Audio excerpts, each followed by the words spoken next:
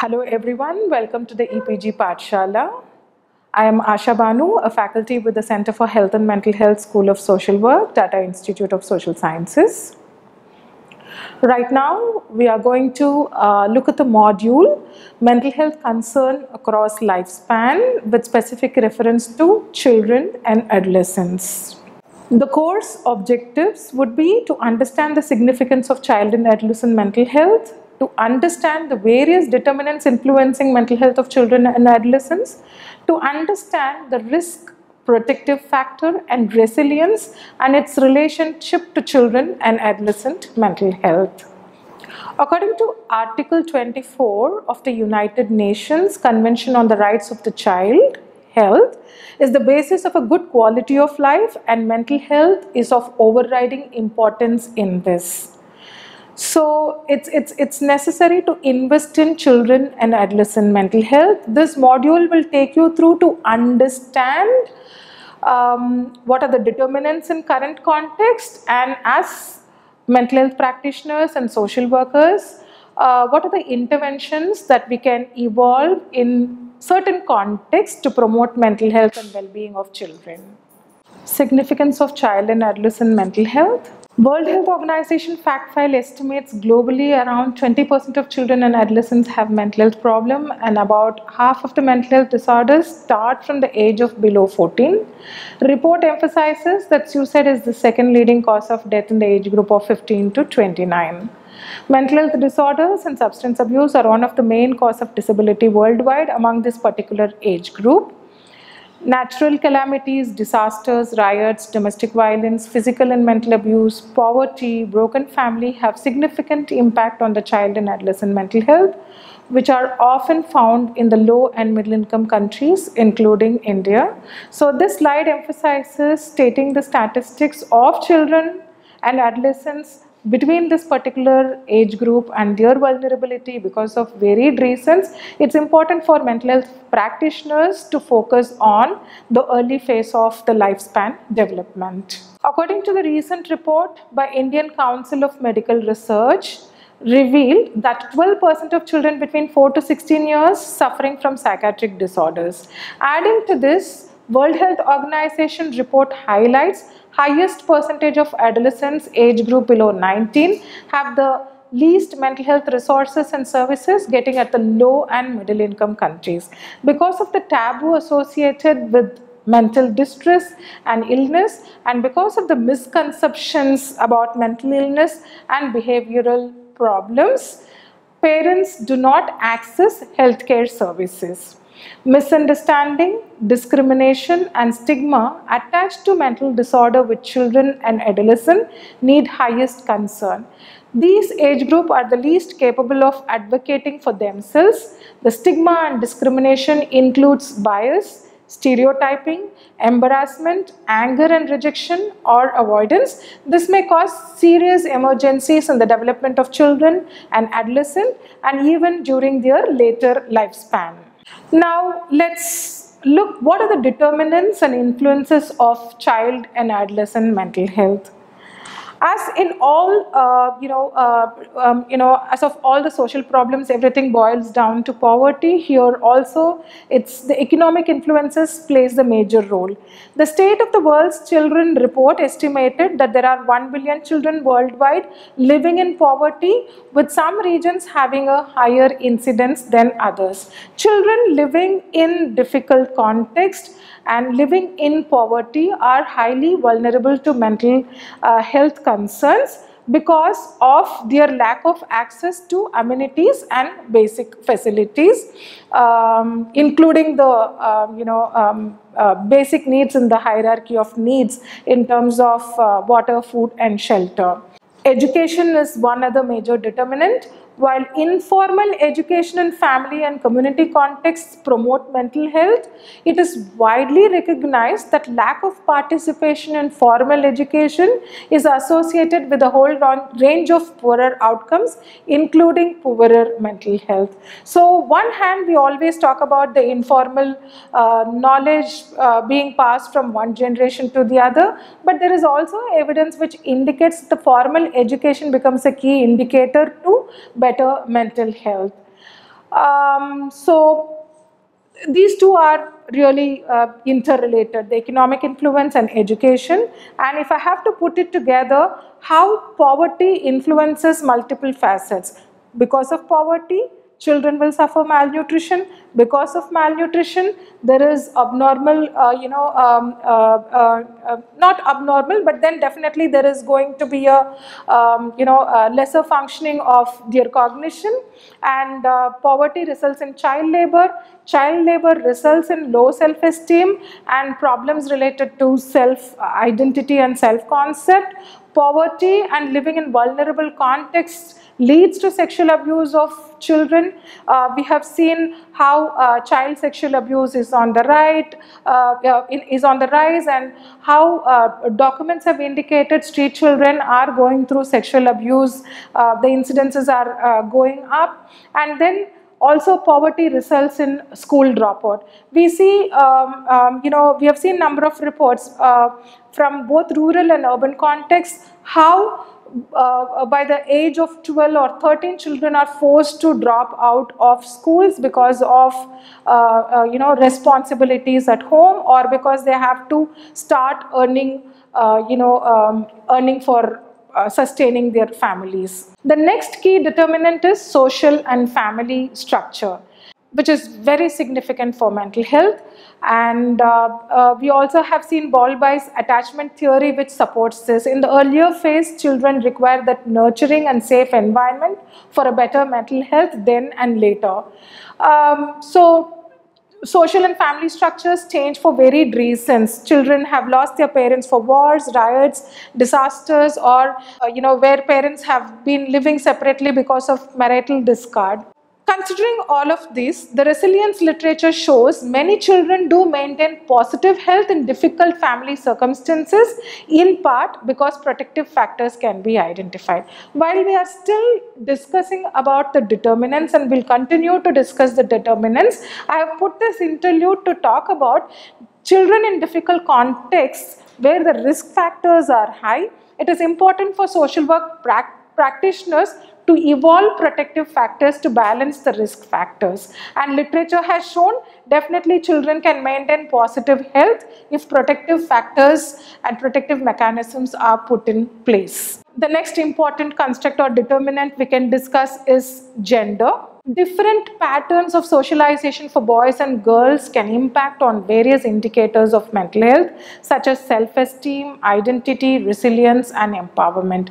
And in the Indian context, we can see how really gender plays a crucial role. If we take the statistics, the number of children who are dropping out of the school in their high school or after 9th or 10th standard, it would be majority of the girls. We have a field action project very closer, which is in Shapur Taluk. In the schools, we can see that girls who are in the 9th and the 10th drop out in greater numbers, and when you look at the higher secondary, there will be only boys. The co-ed school will look like it's a boys higher secondary school. The girls drop out for varied reasons. One, because of the cultural context, parents want them to get married early, or it might be because there is no protection in school in terms of safe toilets, drinking water, or to maintain hygiene and sanitation. Students drop out, or oftentimes it is cited in literature where the girl children have to really take care of their younger siblings, because of which they have to be they have to stop going to school. So in terms of gender, we can see, and these different patterns of socialization definitely puts girl to a greater mental health vulnerability. Then the next determinant, which is not everywhere, it is violence, conflicts, and disasters.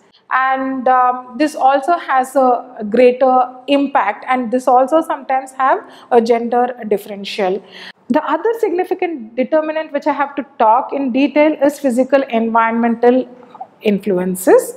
There was a smaller video which became popular in the social networking sites, where a small girl is trying to follow the father to see whether the father is safe in the field or he is going to commit suicide. It was a promotion campaign to make everyone understand the difficulties the farmers go through, and we can clearly see the plight of the girl child who is feeling very insecure and following the father everywhere. So physical environment influences also puts younger children into greater vulnerability. One, because the family is in utmost poverty. Two, increasing farmer suicide makes the child more vulnerable. That is one example.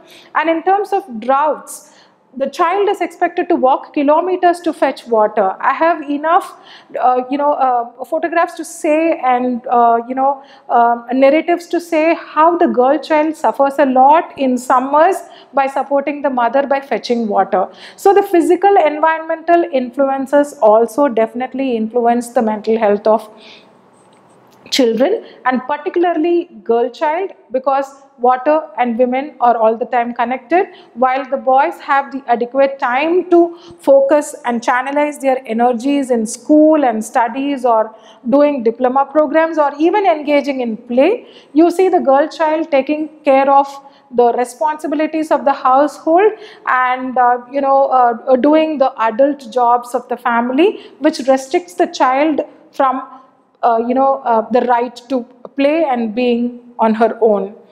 The next determinant is parentification and other responsibilities. Parentification is a concept which came when in the context of HIV/AIDS, where children have started taking the roles of parents, where there was a high role reversal. Imagining a 10-year-old taking decisions in terms of what to do with the finances, taking decision in terms of what to do with the mother who is on the bed, at the same time engaging in workforce, drawing money for the family and decision making, etc. It's too much for the child to take care of. So that also is an important determinant for the mental health concern. And there are multiple other factors in terms of the positioning of the child in the family, the parent relationship, or some other individual factors in terms of whether the child has a disability or etc. etc. Those are the individual factors that also can affect the mental well-being of the child.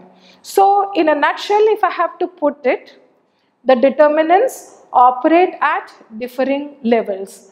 Individual factors, family, the family context also shapes the mental health of the child, and the community in which the family belongs to, and the larger societal. So if you look at individual, where the child belongs to, the family context, the community with which the family is located, and the societal resources that the family could garner for themselves is very important. And determinants interact in such a way as to enhance or to reduce mental health. So these determinants interact. Either it can enhance or it can work reversely on the mental health of the children. So the mental health concerns. Mental health difficulties are defined as any cognitive, emotional or behavioral issues that may cause distress or concern in children's or adolescents' life. It may affect how the children think, feel or behave.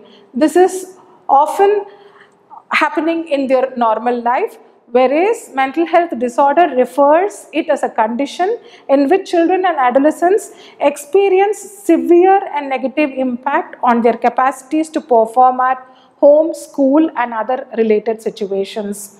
In one of the earlier modules, it was discussed how mental health and mental illness should be viewed as a continuum. So most of the children, because of the complexities, definitely go through a mental health difficulty, and which is quite normal, and because of their individual factors or family factors, or because of whatever challenges they face in the community. But when we are enhancing the protective factors, there is a greater possibility that the child will grow with a positive mental health. But unfortunately, there are certain children who would move in terms of developing a mental health disorder, which would require a psychiatric clinical help. Some of the common mental health disorders found in children and adolescents are anxiety-related disorders, attention deficit hyperactive disorder, bipolar, conduct disorder, depression, eating disorders, obsessive and compulsive disorder, and post-traumatic stress disorder. Now let's look in terms of risk, protective factors, and resilience in children and adolescents. Protective factors can be defined as any biological, that is the individual factors. It can be my own immunity, my capacity, etc. Psychological, contextual, that is the social characteristics that reduce the negative impact of a risk factor or problem outcome.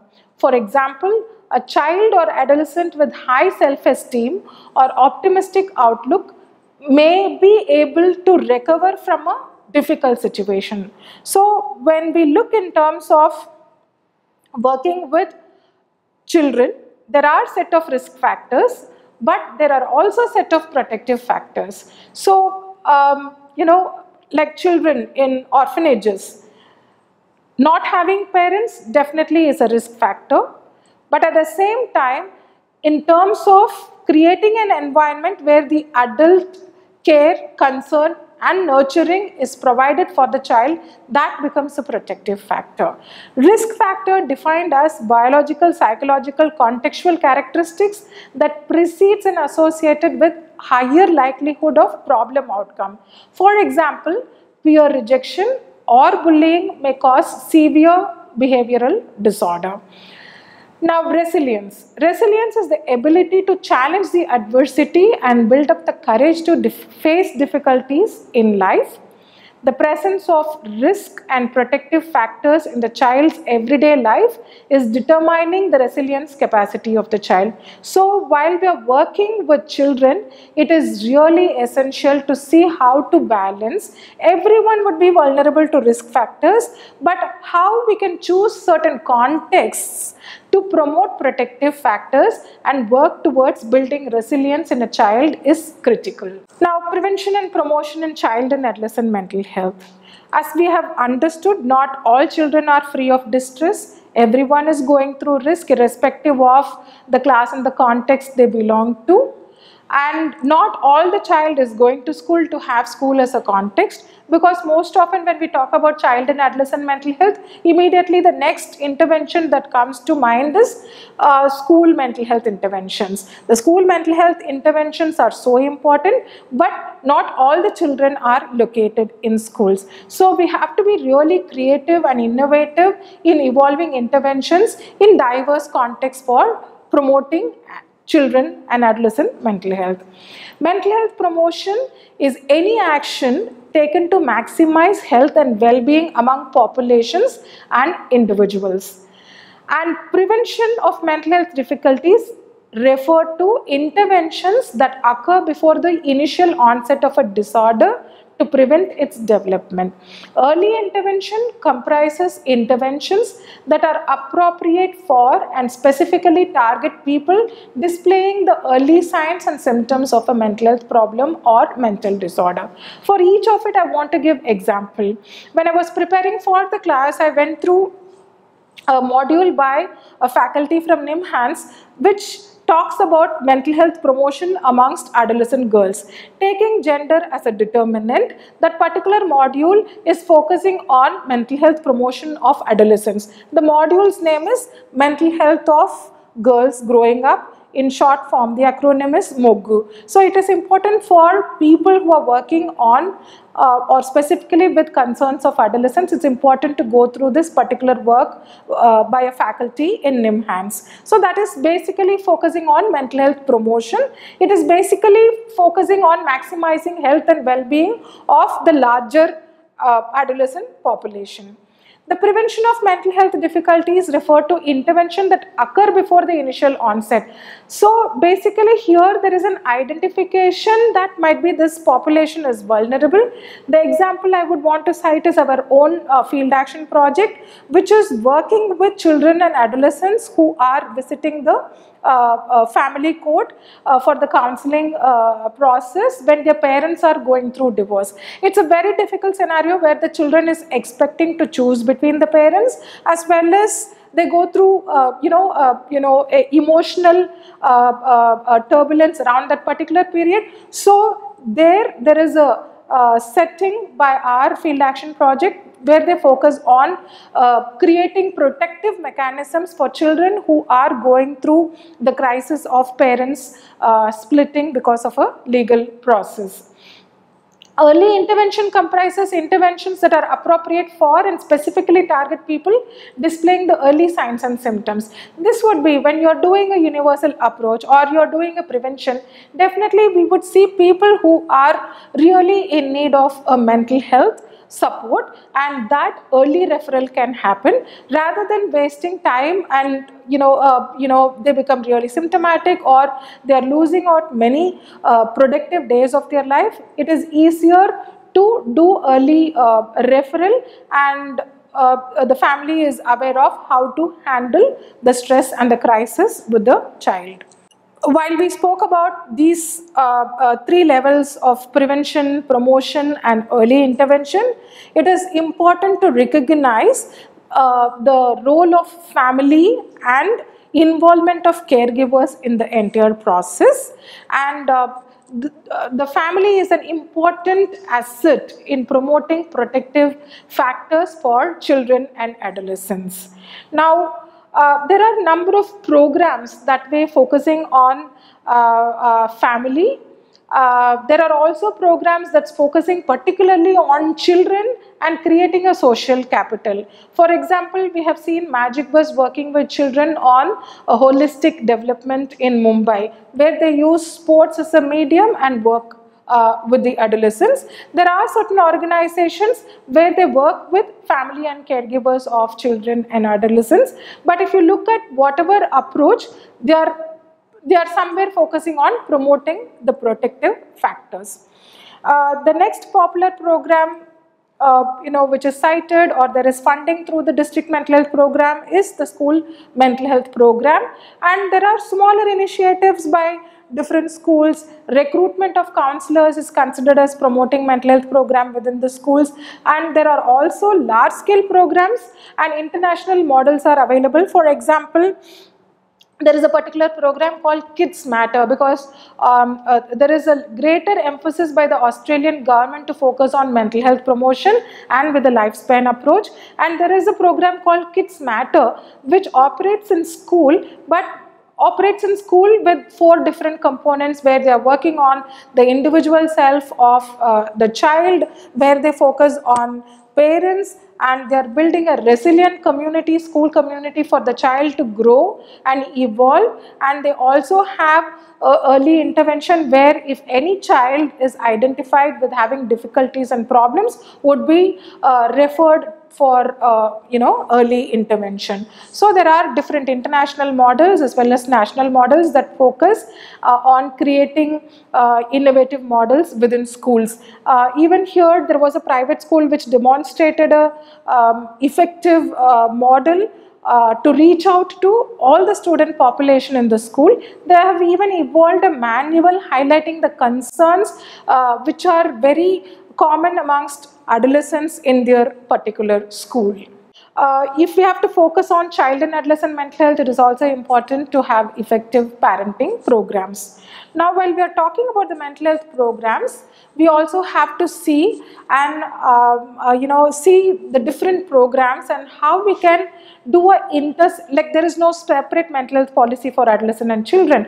But then, is there anything that we can do? Because the determinants, when we discussed, it's so vast and there is a broad range of determinants. Can we do any intersectoral work by pulling in positive elements and threats from different policies? Here there are certain policies that are listed: National Policy for Children 1974, National Policy on Education 1986, National Nutrition Policy, National Health Policy, National Charter for Children, National Plan of Action for Children. So there is no dearth of policies, but then how to pull different components from this and promote the mental well-being of the child in different contexts. To conclude the session, I also would want to talk about the mental health legislations concerned with the right of mentally ill, the quality of care, the use of administrative and budget control measures, consumer participation, and involvement in the organization and management of mental health care and services.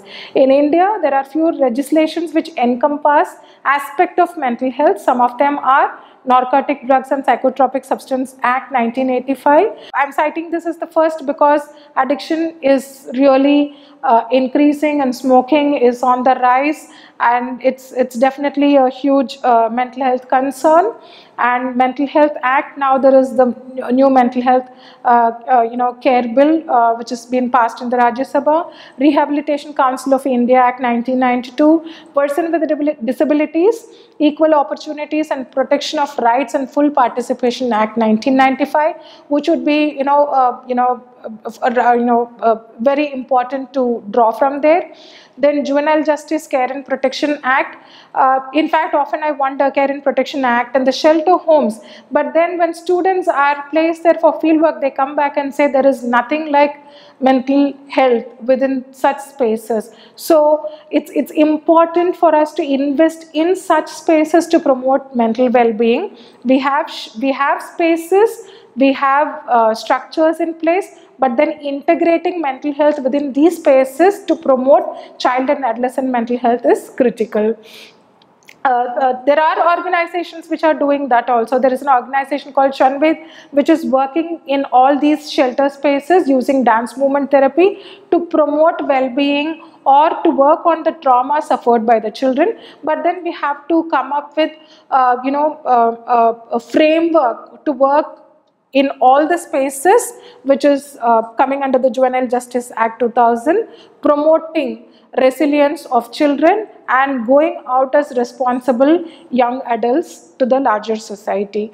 Next comes the National Trust for Welfare of Persons with Autism, Cerebral Palsy, Mental Retardation and Multiple Disabilities Act 1999 and Protection of Women from Domestic Violence Act 2005. So, child and adolescent mental health implications for policy. India is a country with more than 400 billion children below the age of 18 years, which comes around 40% of the total population, which means approximately 19% of the world's children are living in India.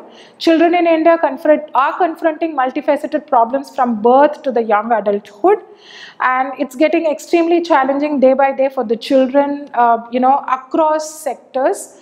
A vast majority of children and adolescents in India lack basic amenities of education, health, and are susceptible to adverse circumstances. In addition, in many cases, the familial influence and life events like parental divorce, crisis, bereavement, disability, and so on significantly affect the mental health of child and the adolescent.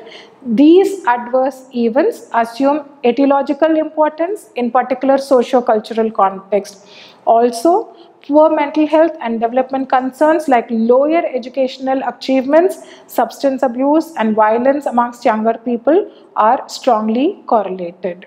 In order to summarize, I would say the age period of children and adolescents are birth to the age of 18 years. There are a number of physical, biological, psychological, cognitive, and linguistic development that happens during this phase. The childhood and adolescent phase is critical in determining the mental health of a person across the whole lifespan. And thus, it is really important to focus on children and adolescents.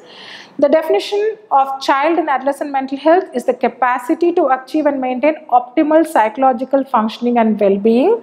For this purpose, we need to have an ecological model and promote protective mechanisms, understanding the risk, and you have to promote the resilience amongst children and for a healthy future of the children and adolescents as well as for the larger society. Thank you.